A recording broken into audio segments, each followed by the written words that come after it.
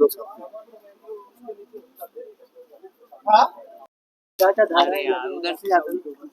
बहुत सारी धाराएं लगी हैं बेस्ड ऑन मल्टीपल वीडियोस। तो सारे एफआईआर की प्रक्रिया शुरू हो गई है और अलग अलग वीडियोस में अलग अलग जो उसने स्टेटमेंट्स किए हैं, फॉल्स एलिगेशंस लगाए हैं, outraging women's modesty, humiliating statements जो उसने किए हैं, तो सारी चीज़ों पे अलग अलग धाराएं हैं। वो सारा अभी प्रोसेस स्टेटमेंट स्टार्ट हो गया है। और साथ ही मुंबई पुलिस क्या एक्शन लेने वाली है राखी सावंत के खिलाफ? They will take action, I am very confident, क्योंकि मैंने एक बैकग्राउंड भी दिया है कि ये मुद्दा कब से शुरू हुआ था। 2008 से शुरू हुआ था, जब राखी को मुझसे दिक्कत होनी शुरू हो गई थी, जब हॉर्नो की प्लीज में राखी को रिप्लेस करके मुझे लिया गया था और फिर मेरे साथ कंट्रोवर्सी करके प्रोड्यूसर्स ने वापस राखी को लिया। तो उसमें प्रोड्यूसर्स की एक चाल थी कि मेरे नाम पे पब्लिसिटी करके, शायद उनकी पहले से प्लानिंग थी कि राखी को ही लेंगे, लेकिन उन्होंने पहले राखी को रिप्लेस किया मेरे से और उसके बाद मेरे साथ कंट्रोवर्सी करके वापस राखी को गाने में लिया और मेरे सारे चेक्स उन्होंने बाउंस कर दिए। मेरे शूटिंग से पहले ही मेरा एक चेक बाउंस हो गया था। मतलब उनकी सोची समझी साजिश थी कि ये कंट्रोवर्सी करेंगे, हंगामा करेंगे ताकि ये सब हो जाए, पब्लिसिटी मिले। मैं ये कहना चाहूँगी कि इस तरह के गलत काम करने ही नहीं चाहिए प्रोड्यूसर्स को, क्योंकि अगर मैं गाना कर लेती, वो गाना रिलीज हो गया होता, मैं उस वक्त, मेरा एक नाम था, मैंने अच्छी अच्छी फिल्में की थी, मेरी आशिक बनाए बहुत बड़ी हिट हुई थी और दूसरे भी गाने फिल्में हिट हुई थी। अगर वो गाना रिलीज हो गया होता तो मुझे भी आगे काम मिलता और प्रोड्यूसर्स को भी फायदा होता। वो पिक्चर रिलीज हो जाती, वो पिक्चर आज तक रिलीज नहीं हुई है। इस पिक्चर की वजह से मुझे इतना इमोशनल ट्रॉमा, इतना कुछ मुझे झेलना पड़ा। उन्होंने अगर वो कंट्रोवर्सी नहीं करी होती, शॉर्टकट का काम नहीं किया होता कि कंट्रोवर्सी करके तनुश्री दत्ता के ऊपर हम जोर ज़बरदस्ती करके, प्रॉब्लम्स क्रिएट करके, किसी भी लड़की को अगर आप इस तरह से ट्रीट करोगे तो कोई भी एक ईमानदार जो इंसान होता है, सेल्फ रिस्पेक्टिंग इंसान होता है, रिटेलिएट करेगा ही। आप किसी को परेशान कर रहे हो, चुपचाप कैसे कोई सह, कुछ कुछ चीज़ें ना सहनशीलता के बाहर होती है और कुछ आदमी ऐसे होते हैं जिनकी हरकतें आप नहीं झेल सकते। और नाना पाटेकर की रेपुटेशन हमेशा से ऐसी रही है। उसकी एक सिर्फ मैं नहीं, बहुत सारी हीरोइंस के साथ उसके प्रॉब्लम्स हुए हैं। बहुत सारी एक्ट्रेसेस ने इंटरव्यूज में कुछ ना कुछ उसके बारे में बोला है और उसने अपनी छवि बनाई है कि मैं बहुत अच्छा इंसान हूँ क्योंकि मैं समाज सेवा करता हूँ। कोई प्रूफ नहीं है समाज सेवा का, सिर्फ प्रेस कॉन्फ्रेंसेस है कि समाज सेवा करते हैं। आप प्रूफ दिखा के आप बोलिए कि आपने सच में क्या समाज सेवा की है। और दूसरी चीज़, अच्छा आदमी वो होता है जो अपने परिवार के साथ रहे। हीरोइनों के साथ लिंकअप करके, हीरोइनों के साथ अफेयर करने अच्छा आदमी के लक्षण नहीं होते हैं। ये बात दुनिया को पता है, ये बात पूरी मीडिया में फैली हुई है कि नाना पाटेकर के अपने खुद के फैमिली के साथ संबंध ठीक नहीं है। वो अपनी खुद की बीवी और बेटे के साथ नहीं रहते। उसने अपने बेटे को भी इंडस्ट्री में कोई सपोर्ट नहीं दिया है। अच्छा आदमी के लक्षण वो होते हैं जो अपनी बीवी के साथ, एक ही बीवी के साथ जिससे उसने शादी की है, वो शादी निभाए। बीवी बेवा की जैसे रह रही है और हीरोइनों के साथ अफेयर्स की खबरें हर जगह, आर्टिकल आप निकालोगे ऑनलाइन तो ये हीरोइन वो अच्छे आदमी के लक्षण नहीं है। तो जो पब्लिक में उसने अपनी इमेज बनाई है कि मैं अच्छा आदमी हूँ और ये तनुश्री दत्ता मेरे पे एलिगेशन लगा रही है, वो सरासर झूठ है। अच्छा आदमी अपने परिवार के साथ रहता है, अपने बेटे बेटियों के लिए वो जान तक देने को राजी रहता है। इंडस्ट्री के जो हीरो है, प्रोड्यूसर है, वो अपने बेटों के लिए, बेटियों के लिए क्या कुछ नहीं करता है और इसने अपने बेटे के लिए क्या किया है। अच्छा आदमी की डेफिनेशन वो होती है। तो इसके आसपास, और इसका तो नाना पाटेकर का भाई मन्या सुर्वे था, सबको पता है, मुंबई का बहुत ही खतरनाक गैंगस्टर मन्या सुर्वे। ये बात मुझे रिसेंटली पता चली। 2-2.5 साल से मेरे ऊपर अजीब अजीब चीज़ें हो रही थी। असैसिनेशन अटेम्प्ट हुआ, मेरी गाड़ी के ब्रेक फेल किए गए, एक्सीडेंट हुआ, मेरे खाने में क्या मिला के पता नहीं क्या करने की कोशिश हो रही थी। मुझे समझ ही नहीं आ रहा था मेरे साथ हो क्या रहा है 2018 के बाद। खासकर जब मैंने वो प्रेस कॉन्फ्रेंस में सवाल पूछे नाम फाउंडेशन के ऊपर कि ये फाउंडेशन करती क्या है, इसके नाम पे तो डंका बजता है ना। नाना पाटेकर समाज सेवा करते, कौन सी समाज सेवा की है? गाँव को अडॉप्ट किया, उस गाँव में जाके देखिए अडॉप्शन में क्या हुआ है। मैं सवाल को, संविधान ने दिया है हर किसी को हक। जिस संस्था को टैक्स फ्री स्टेटस का ओहदा मिला है कि एनजीओ वगैरह पे टैक्स नहीं लगता, उन पे स्क्रूटनी भी नहीं होती, एनजीओस पे इंक्वायरी नहीं होती कि आपके पैसे कहाँ से आ रहे हैं, कितना आप खर्च कर रहे हो। तो एक संविधान ने सिटीजन को तो हक दिया है सवाल पूछने का कि आप इतने पैसे आप ले रहे हो तो कहाँ खर्च हो रहे हैं, आप प्रूफ दिखाइए। किसी गांव में ऑफिस खोल के रखा है नाम फाउंडेशन का, मुंबई में भी होता है तो कोई जाके ऑफिस में पूछ सकता है कि आप अपना काम दिखाइए। मैंने सवाल पूछा, उसके बाद मेरे ऊपर ये सारी घटनाएं घटनी शुरू हो गई। तो अच्छा आदमी वो नहीं होता है जो डंके की चोट पर सीना ठोक के बोले कि अरे मन्या सुबह तो मेरा भाई था। नाना पाटेकर की यूट्यूब में वीडियोस है जिसमें उसने एक गैंगस्टर के साथ अपने खुद के रिलेशंस एक्सेप्ट किए हैं। तो ये अच्छे आदमी होने के लक्षण है। अच्छे आदमी होने के लक्षण क्या ये है कि आप अपनी बीवी को छोड़कर हीरोइनों के साथ आपके अफेयर और लिंकअप की खबरें आती हैं। अच्छा आदमी होने के क्या ये लक्षण है कि आप अपने बेटे को आप इंडस्ट्री में खड़ा नहीं कर पाए हैं। आपके पास इतना पैसा है, इतना पॉलिटिशियंस के साथ उठना बैठना है आपका, आप खुद ही बोल रहे हैं कि आपका इतना बड़ा नाम है, हालांकि पिक्चर पिट जाती है आपकी सारी। हॉर्नो की प्लीज पिक्चर डब्बे में बंद थी 2.5 साल तक, उसी की वजह से मुझे हायर किया गया था। रिसेंटली वैक्सीन वार आई, ऐसी बुरी तरह से रिसेंटली पिटी है। पहली बात तो उसका बजट 10 करोड़ भी था कि नहीं मुझे नहीं पता, लेकिन अगर 10 करोड़ भी था, 10 करोड़ की पिक्चर 10 करोड़ रिकवर नहीं कर पाई तो काहे के बड़े स्टार, काहे के बड़े आदमी। आप इतना हवा आप दिखा रहे हो ये दिखाने के लिए कि तनुश्री दत्ता बहुत छोटी है। मैं ठीक है, मैं छोटी हूँ लेकिन मैं ईमानदार हूँ। मैं अपने आप को बहुत बड़ा संत महात्मा दिखाने की कोशिश नहीं करी। मैंने अपने आप को, अपने परिवार को खड़ा किया है। मैं अपने परिवार के लिए कमिटेड रही, उनको खड़ा करके ही मैं अपना संन्यास जो भी मैं कर रही हूँ। आपने क्या किया अपने परिवार के लिए? अच्छा इंसान होने के लक्षण वही है कि अरे बाहर की आप चैरिटी क्या कर रहे हो, इस गांव को अडॉप्ट किया। अरे आपके घर में चैरिटी बिगिंस एट होम। अपने घर के लोगों के लिए आपने क्या किया है और गांव में किया भी है कि नहीं किसी को नहीं पता। ये किया वो किया, किसने ढूंढो जाके सच में किया है कि नहीं। और सवाल पूछने पर मेरे पर ये सारे अत्याचार शुरू हो गए। एक्सीडेंट हो गया, क्या कुछ नहीं हुआ। तो पब्लिक को ये जानने की बहुत ज्यादा जरूरत है। ये मीडिया के जमाने में कोई कुछ भी बोल सकता है।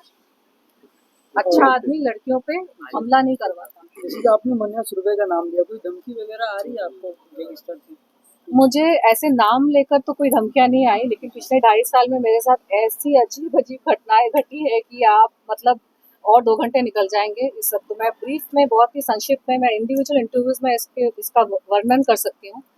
लेकिन उज्जैन में 2 बार मेरे ऑटो जो वेटिंग में था उसके ब्रेक और क्लच फेल किए गए। एक बार मेरा एक्सीडेंट हो गया बहुत बुरी तरीके से, बहुत खून बहा।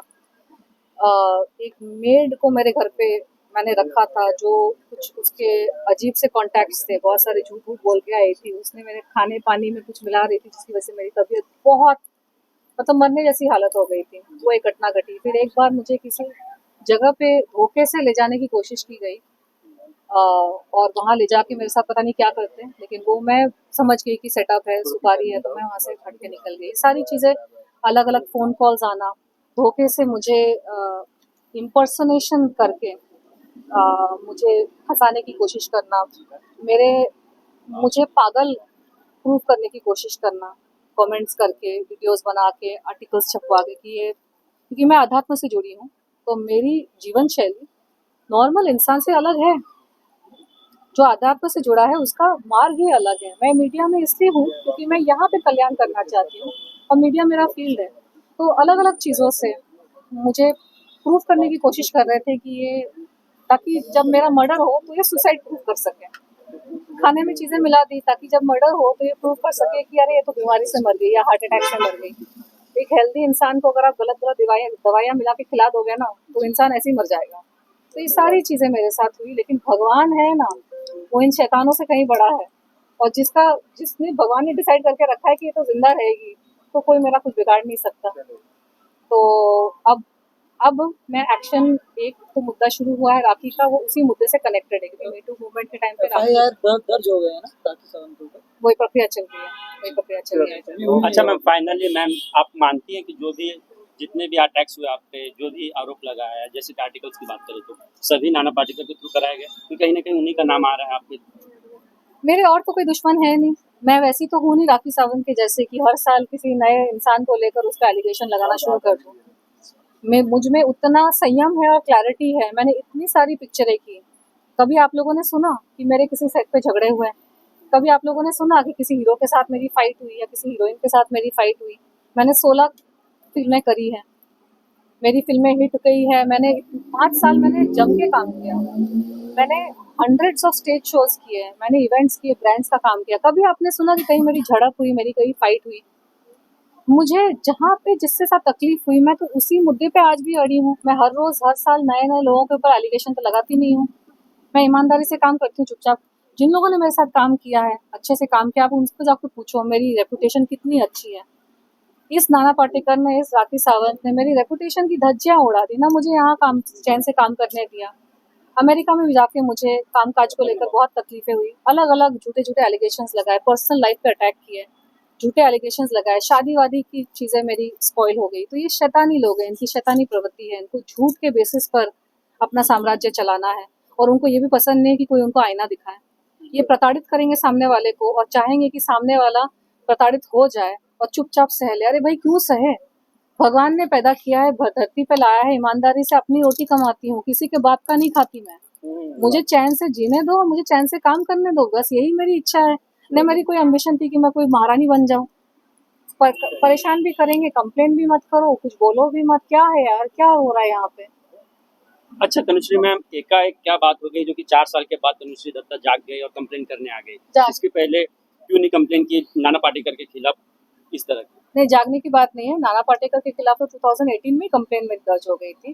तो ये नाना मूवी पाटेकर, को लेकर हाँ, ये जो कंप्लेन जो है ये राखी सावंत पे, राखी सावंत का ये कंप्लेन है। नाना पाटेकर का कंप्लेन 2008 में भी दर्ज हुआ था, एफआईआर, जिसमें पुलिस ने कार्यवाही की नहीं थी और पुलिस ने उसको ठीक से किया नहीं था। ऐसे 2018 में वापस से मैंने उस चीज़ को किया और वहाँ पे भी प्रेशर में आके बहुत सारे विटनेसेस को डराया धमकाया गया और विटनेसेस को यहाँ वहाँ किया गया। राखी सावंत का जो मामला था, 2018 में मेरी तबीयत बहुत बिगड़ चुकी थी मीटू मूवमेंट के टाइम पे, क्योंकि इतना मुझ पे एक साइकोलॉजिकल प्रेशर आ रहा था और मुझे यूएस वापस भी जाना था, क्योंकि यहाँ से तो लोगों ने परेशान किया, तो वहाँ पे मेरा काम वाम था, मुझे वापस जाना था। तो अब जब मैं वापस आई हूँ और अब मेरे पास वक्त है, क्योंकि आप समझ सकते हैं कि मुझे तो देखने वाला कोई नहीं है ना, मेरे आगे पीछे कोई नहीं मुझे देखने वाला, तो मुझे तो अपनी रोजी रोटी कमानी पड़ेगी ना। मैं यहाँ बैठी रहूँ, ये सब कोर्ट कचहरी के चक्कर करती रहूँ, मुझे यहाँ रहने नहीं दोगे, यहाँ जीने नहीं दोगे, यहाँ काम नहीं करने दोगे। भाई मैं जहाँ पे हूँ वहाँ पे तो मैं काम करूँ, कुछ करूँ, अपना जीवन का आगे बढ़ाने की कोशिश करूँ। तो हमेशा पॉसिबल नहीं होता है कि हर चीज़ को तुरंत कर देना। और राखी सावंत जैसी जो लोग होते हैं, वो जितनी गंदगी कर देते हैं ना, सामने वाला इंसान इतना धक्के से शॉक हो जाता है कि सामर्थ्य आपका टूट जाता है कि आप डील कैसे करें। अभी तो मैं वीडियोस देखने को मजबूर हो गई हूँ, क्योंकि एफआईआर के लिए पूरा डिटेल देख देख कर आपको सेकंड बाय सेकंड बहुत वो करना पड़ता है। मैं 2 दिन पहले भी मैं रो रही थी कि कोई इंसान आके इस तरह के एलिगेशन लगा के सारी जिंदगी यार ईमानदारी से काम के, इससे अच्छा तो बेईमानी हो जाता है। क्यों ईमानदार रहे कोई इस देश में? क्यों कोई तरीके से रहे? जब चोर उच्चकों को इज्जत देते हैं, चोर उच्चकों के सामने दुनिया अगर झुकती है, झूठे लोगों का बोलबाला है, कोई भी आके कुछ भी करके चला जाएगा, तो हम क्यों ईमानदार रहे? हम भी झूठे बन जाते हैं, हम भी बेईमान बन जाते हैं, हम भी चोर उच्चके बन जाते हैं, हम भी डकैत बन जाते हैं। अगर उस तरह के लोगों को ही संविधान प्रोटेक्ट करेगा, मंत्री महोदय का मंत्री लोगों के साथ उठना बैठना, सारे गुंडे चोर मवाली, और जो ईमानदार इंसान होता है तो ईमानदारी से मेहनत में मजदूरी कर रहा होता है। क्या करे इंसान, बताओ? और फिर अगर एक वक्त भी आता है कि चलो फ्री है अभी, अब कर सकते हैं, तो सवाल पूछते हैं कि अभी क्यों? अरे कब करें? इंसान में जब क्षमता होगी, जब समय होगा, अपने काम काज को छोड़ के, तभी इंसान एक्शन लेगा ना। साइकोलॉजिकल प्रेशर, सारी चीजों का प्रेशर, इतना बड़ा मूवमेंट हो रहा था, मुझे उस वक्त राखी से नहीं भिड़ना था। आप वीडियोस को देखो, इतना उसने गंद मचाया है, उसकी अग्रेशन जो है ना, मैं मैच नहीं कर सकती। मुझ में वैसी वाली अग्रेशन है ही नहीं। मैंने तो प्रेस कॉन्फ्रेंस से पूछा भी था, कौन सा घोड़ा पीती है बहन, मेरे को बता दें। इतना लड़ने की जो उसमें अग्रेशन है, हर रोज ओशिवारा पुलिस थाने में आके कितने उसके हर साल हस्बैंड को जेल भिजवाना, ये कैसे करती है? मैं कैसे compete करूं यार ऐसे लोगों के साथ?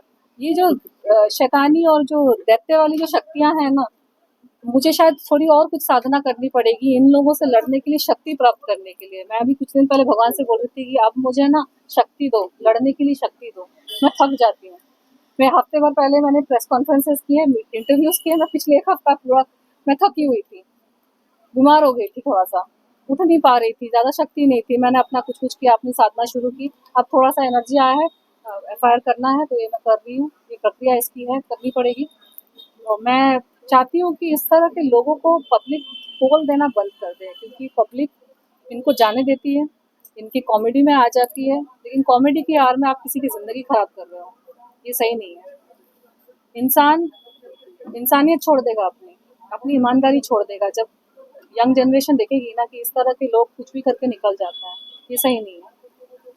अच्छा, क्या क्या कंप्लेंट्स में क्या क्या चार्जेस लगेंगे? देखिए, तनुश्री जी के बारे में मीडिया में, न्यूज चैनल में जो जो बोला गया है, उनके बारे में अभद्र भाषा में जो अश्लील जो वक्तव्य किया गया है, उसके बारे में हमने शिकायत दर्ज की है।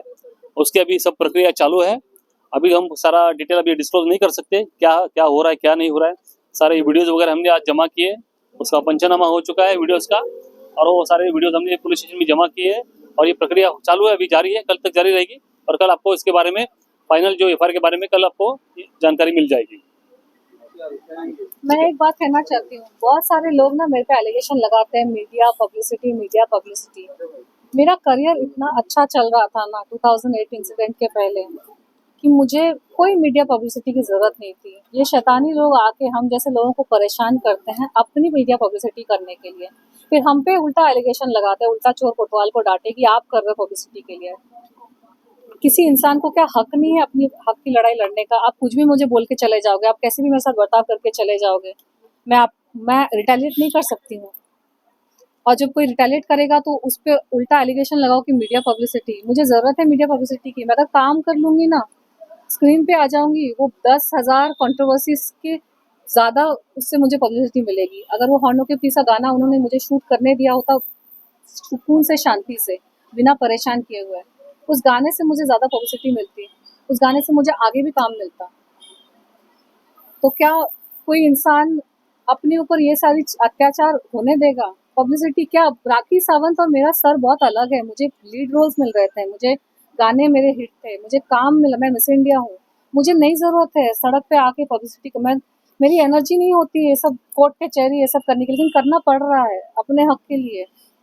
क्योंकि आज इस राखी सावंत को अगर मैंने छोड़ दिया ना, तो सबको लगेगा कि अरे तनुश्री तो ईजी टारगेट है, उसको आप कुछ भी करके निकल जाओगे। थोड़ी परेशानी तो होनी चाहिए सामने वाले को। अगर आपने मुझे परेशान किया है, क्योंकि मुझे तो और भी जीना है ना, और भी काम करना है, और कुछ करना है, करना पड़ता है अपने आप को बचाने के लिए। आपको लड़ना पड़ता है। मुझे लड़ना बिल्कुल पसंद नहीं है, मैं बचपन से वैसी हूँ।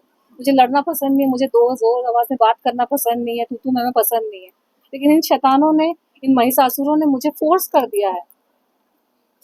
दिया है कि मैं लड़ूं। मुझे अपने आप को उठाना पड़ता है कि आज मुझे चाहिए शक्ति, मुझे करना पड़ेगा। आप नहीं समझ रहे, पब्लिसिटी का कुछ है ही नहीं, और पब्लिक को बताना ज़रूरी है। पब्लिक को ना बताए तो लोगों को लगेगा कुछ नहीं कर रही है। जैसे चिकन एंड एग सिचुएशन, करे तो क्या करे इंसान। ठीक है, साढ़े